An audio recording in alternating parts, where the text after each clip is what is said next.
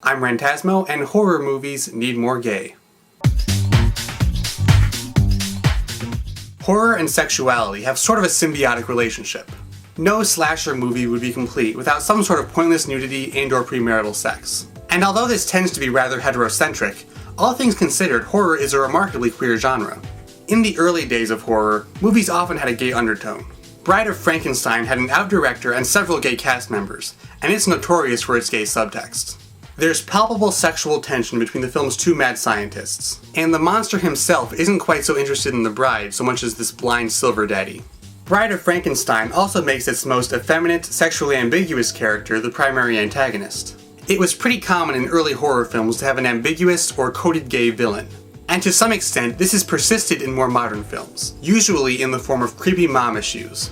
The 1983 cult classic Sleepaway camp maybe even implies that having gay parents is part of what caused the killer to transform into a psychotic transsexual murderer. Here's my impersonation of the director of Sleepaway camp. Okay, Angela, make this face. In terms of symbolism, senseless violence and murder in horror cinema often takes on a twisted sexual connotation. Phallic weapons and penetration and all that. Which is why most slasher victims tend to be female. But in many cases, the implication is that the villain swings both ways, so to speak.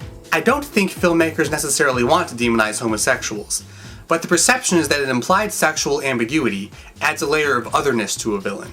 In the minds of some people, queerness equals the unknown, and unknowable things equal scary. Which isn't to say that gay characters in horror are always the villain, even the coded ones. Just look at the second Nightmare on Elm Street movie.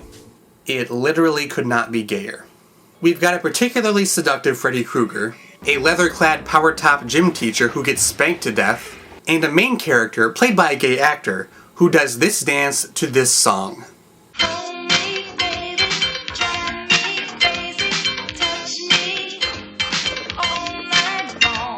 And to top it all off, Freddy is literally trying to get inside of his body. Something is trying to get inside my body, and you want to sleep with me. The whole thing is really a very intentional metaphor for the struggle of sexual identity, which makes the movie sound a lot better than it actually is. Oh my god. I'm so scared. And it doesn't stop there. The main characters in Bride of Chucky have a helpful, likable gay friend, whom the dolls don't even kill, though he does get hit by a random truck. Also, know who's awesome? Jennifer Tilly. Jeepers Creepers 2 has an ambiguously gay good guy, along with a team of macho football players who like to sunbathe together. The movie Hellbent has an almost entirely gay cast of characters, who are every bit as uninteresting as the victims in any other slasher movie. Though in a genre where we usually end up with a final girl, it's kind of nice to have a final gay for once. The 2007 film Cthulhu puts a spin on the H.P. Lovecraft mythos by adding a gay protagonist. But for a movie with sea monsters, gay sex, murderous cults, and freaking sea monsters, it's surprisingly dull. And former gay porn director, arguably current gay porn director David DeCoteau, is renowned for his many low-budget, highly homoerotic horror flicks, like the Brotherhood series, which is full of hunky dudes who shower so much that I think they might have OCD. We're gradually moving away from depicting queer people as monsters, and even though making them victims instead might not seem like much of an improvement, it sort of is.